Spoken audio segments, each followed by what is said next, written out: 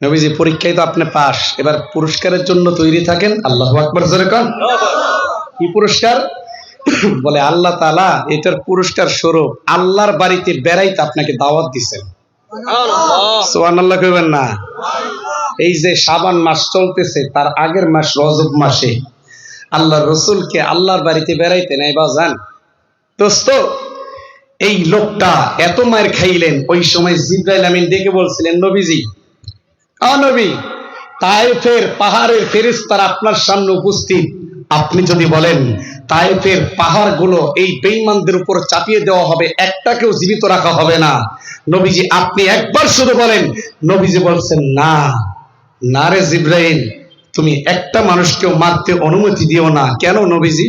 আপনাকে এত মারলো, আপনি মানা করেন কেন?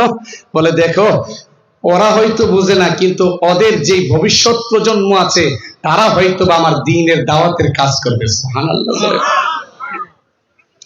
এই জন্য তো আমার নবী রহমতের নবী। আর আপনি আমি হইলে তো কইতাম তুই ধ্বংস হয়ে যা, তুই মর, ঠিক কিনা জোরে কর। আমরা তো বদদুয়া দিয়ে শেষ করে দিই একটু স্বার্থের ব্যাঘাত ঘটলে। বাজান নবী আমার রহমত স্বরূপ দুনিয়াতে আসছেন গো।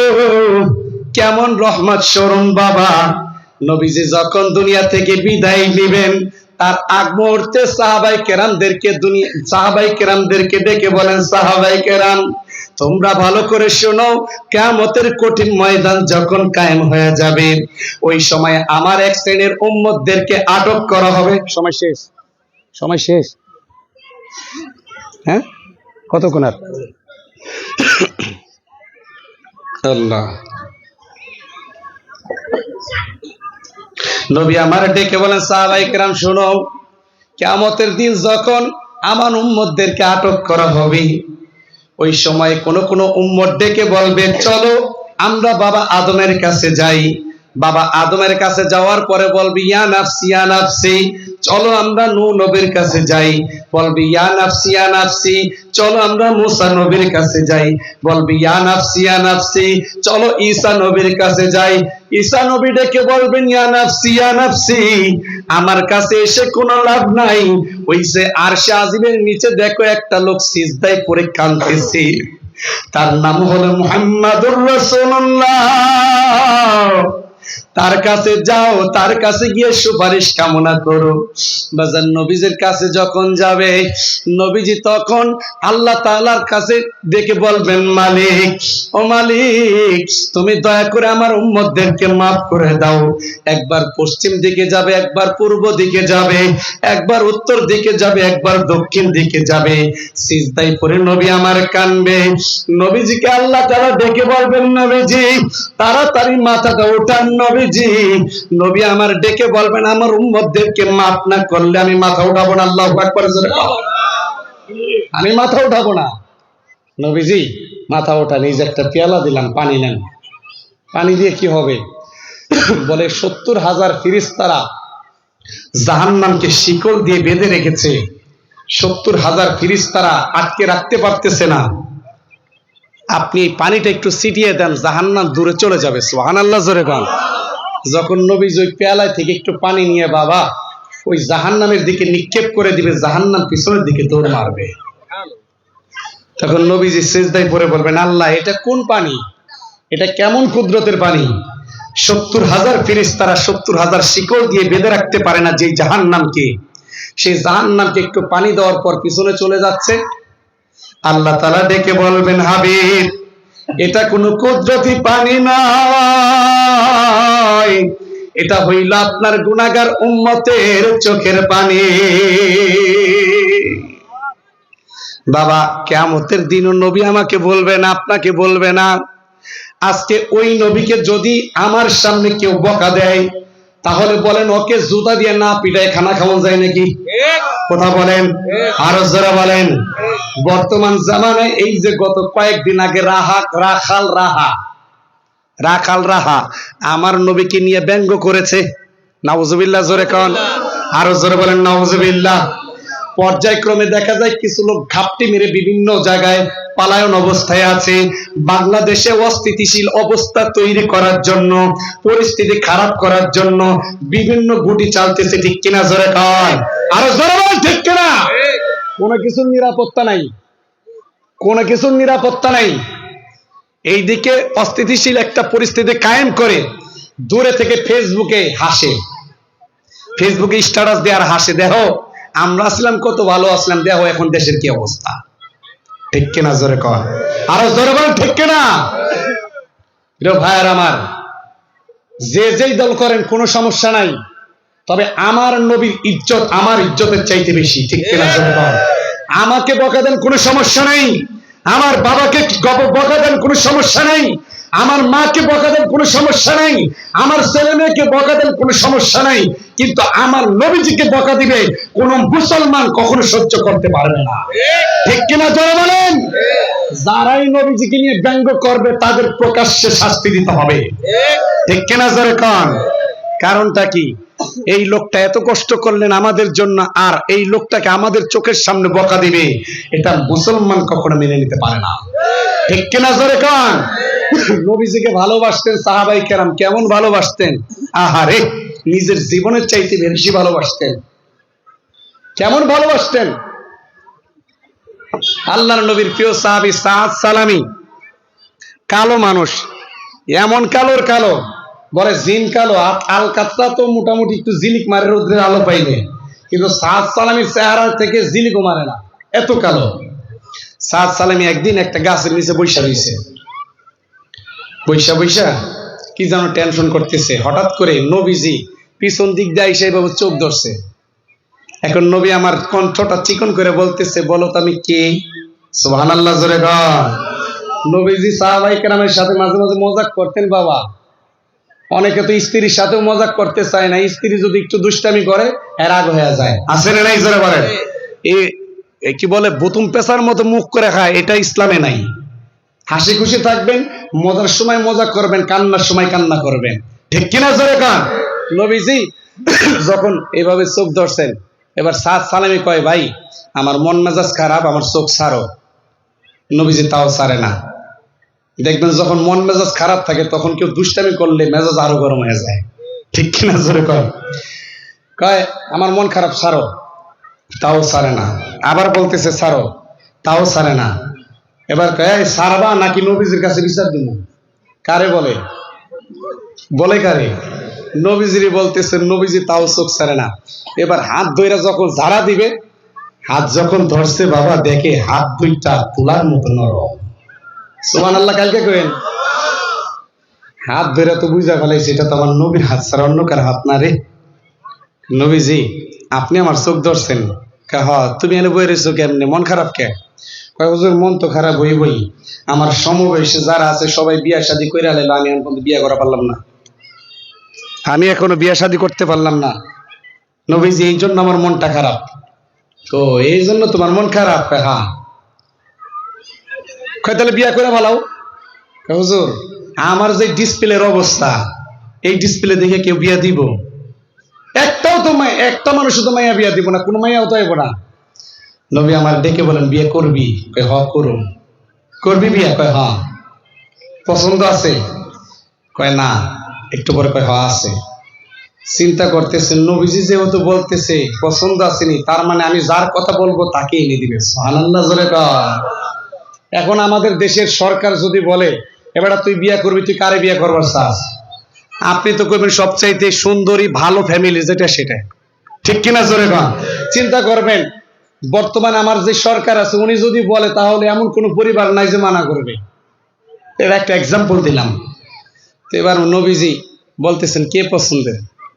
হুজুর এই মদিনাতে একটা মেয়ে আছে যাকে হৌরে মদিনা বলা হয়, সবচাইতে সুন্দরী একটা মেয়ে, হুজুর আরে বিয়ে করতে চাই। নবীজি কয় হাত দিছস তো ভালো জায়গায় দিছস। এই বেডিরে বিয়া করার লিয়া এই মদিনার সব ছেলেরা পাগল, সব ছেলেরা ঘুরে, সব কোটি কোটি বাবারা পাগল এই মেয়েকে পুত্রবধূ বানানোর জন্য, আর তুই তাকে বিয়ে করতে চাস? আচ্ছা ঠিক আছে যা, তুই যাই প্রস্তাব দে। হুজুর বিয়ে করাইবেন না ভালো কথা, তুই মায়ের খাওয়ানোর দরকারটা কি? আপনি বুঝলেন না, আমি গেলে তো আমার বাইন্দা বিড়াইব, আমি যদি যাই কই আপনার মাই আমার দিতে কইছে, আমার ধুইব? আহা, নবীজি ডেকে বলেন, যাও তুমি আমার কথা বলো গিয়া। আল্লাহু আকবার, জোরে কর।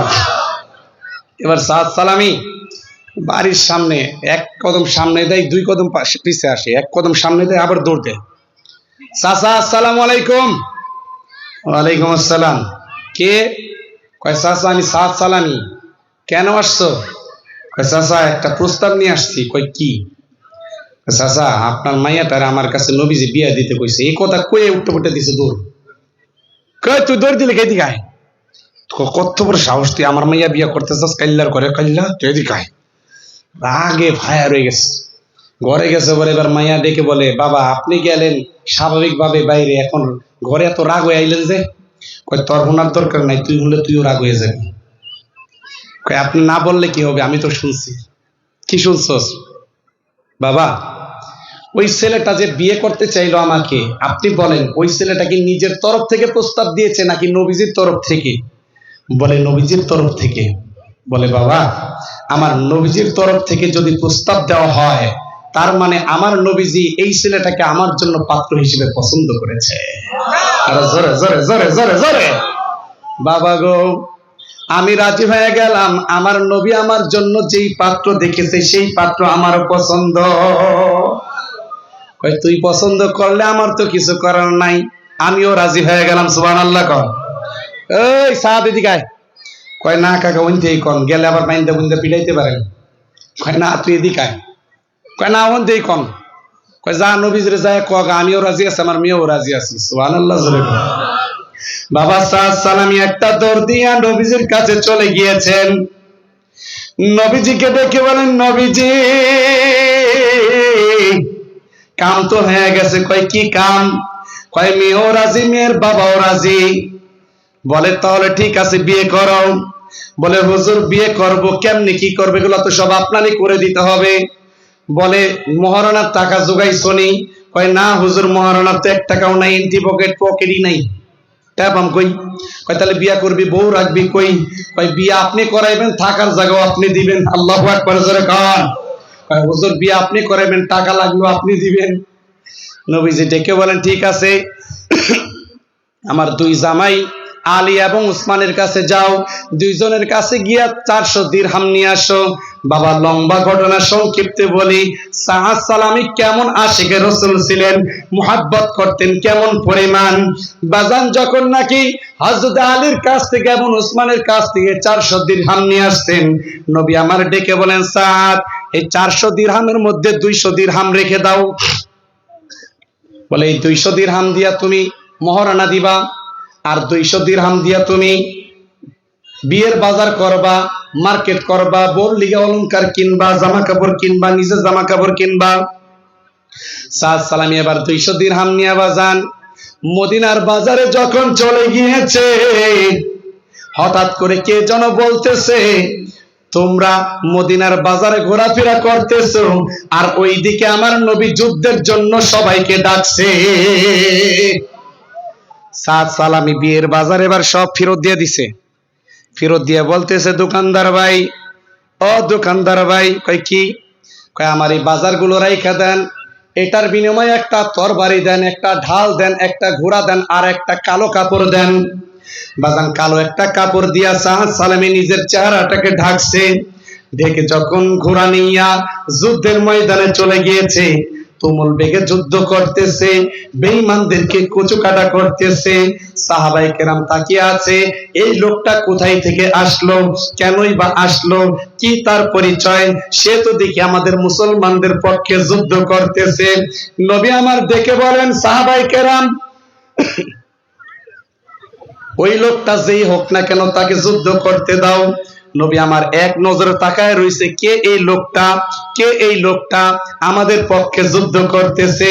বাজান যুদ্ধ করতে করতে এক পর্যায়ে দেখা যায়, কালো কাপড় দিয়ে তো সাদ সালামি আবৃত অবস্থায় ছিল, এমনি ভাবে যখন হাতটা একটু উদাম হয়ে গেছে, নবী আমার তাকে দেখে, বাবা এত কালো মানুষ তো আমার সাদ সালামি ছাড়া অন্য কেউ নয়। সাদ সালামি যুদ্ধ করতেছে করতেছে করতেছে, হঠাৎ করে আহত হয়ে গেছে। নবী আমার সাদ সালামিকে নিজের রানের উপরে শোয়াইছে বাবা। শোয়াইয়া শোয়াইয়া সাদ সালামীকে ডেকে বলেন, সাদ রে, তোকে না বললাম বিয়ের বাজার করার জন্য বিয়ে করবি, এই মদিনার সবচাইতে সুন্দর মেয়েটা তোর বউ হবে, তুই কেন বিয়ে রাইখা এখানে আসছো? সাদ সালামী ডেকে বলেন, নবীজি, আমি চিন্তা করলাম আমি সাদ সালামী বউ নিয়ে আনন্দ করব, আর আপনি যুদ্ধের ময়দানে থাকবেন, এমন আশিকের রাসূল তো আমি না। আল্লাহু আকবার, জোরে কর। নবীজি, আমি তখন মনে মনে চিন্তা করলাম গো, আমার বিয়ের চাইতে, আমার আনন্দের চাইতে আমার নবীর সাথে যুদ্ধ করা আরো বেশি দরকার। নবী আমার ডেকে বলেন, স্যার, কালো কাপড় দিয়ে চেহারাটা ঢেকে রাখছো কেন? বলেন, নবীজি, আমি যদি কালো কাপড় দিয়ে চেহারাটা না ঢেকে আসতাম, আপনি তো আমাকে যুদ্ধ করতে দিতেন না। আল্লাহু আকবার, জোরে বল। আপনি তো আমাকে বাড়িতে পাঠিয়ে দিতেন, এই জন্য আমার চেহারাটা ঢেকে আসছে। বাজান দুইজনে কথা বলতেছেন, নবী আমার ডেকে বলতেছেন, সাদ রে, ওরে আমার আশিক রাসূল সাদ, তুই আমাকে এত ভালোবাসিস রে সাদ। বাজান এই কথা বলতে বলতে সাদ সালামী কালেমা পড়তে পড়তে দুনিয়া থেকে বিদায় নিয়ে যান। নবী আমার সাদ সালামীর মাথাটা রানের উপরে রাখছেন। নবী আমার সাদ সালামী যতক্ষণ জীবিত ছিলেন ততক্ষণ কান্না করতেছিলেন। যখন দুনিয়া থেকে বিদায় নিয়ে গেছে, নবীজির চোখ বেয়ে বেয়ে নবীজি হাসতেছেন, মুস্কি মুস্কি হাসতেছেন। হঠাৎ করে সাহাবায়ে কেরাম ডেকে বলেন, নবীজি, আপনি এতক্ষণ পর্যন্ত কানলেন, এখন কেন হাসতেছেন গো নবীজি? নবী আমার ডেকে বলেন, আমার সাদ এই মদিনার সবচাইতে সুন্দরী মেয়েকে রাইখা যুদ্ধের ময়দানে আসতে, আমি নবীজিকে ভালোবাসতে, আমি নবীজির ভালোবাসা প্রকাশ করতে, ওর যখন জানটা বের হয়ে গেছে, ওর জন্য জান্নাত থেকে 70,000 হুর পরি আমার সাদকে রিসিভ করার জন্য আসতেছে, আমি সেটা দেখে দেখে মুস্কি মুস্কি হাসতেছি। হ্যাঁ, নবীজিকে ভালোবাসলে বাবা এমন পুরস্কারই পাওয়া যায়। তাহলে আমার নবীজিকে ভালোবাসতে হবে কি হবে না? আরেকটু জোরে বলেন। আমার জীবনের চাইতে বেশি ভালোবাসতে হবে, ঠিক কিনা? জোরে বলেন। আমার যুবক ভাইরা, নবীজিকে যদি জীবনের চাইতে বেশি ভালোবাসা যায়, নবীর সুন্নাহ অনুযায়ী যদি আমল করা যায়, আমার নবীজি আপনাকে আমাকে বিপদে রাইখা হাসরের ময়দানে নবী আমার জান্নাতে যাবে না, ঠিক কিনা? জোরে কর। আল্লাহ তাআলা আমাদের সকলকে বিশ্ব নবী সাল্লাল্লাহু আলাইহি ওয়াসাল্লামের খাঁটি আশিক রাসূল হওয়ার তৌফিক দান করেন। সকলে বলেন আমিন। এবং নবীজির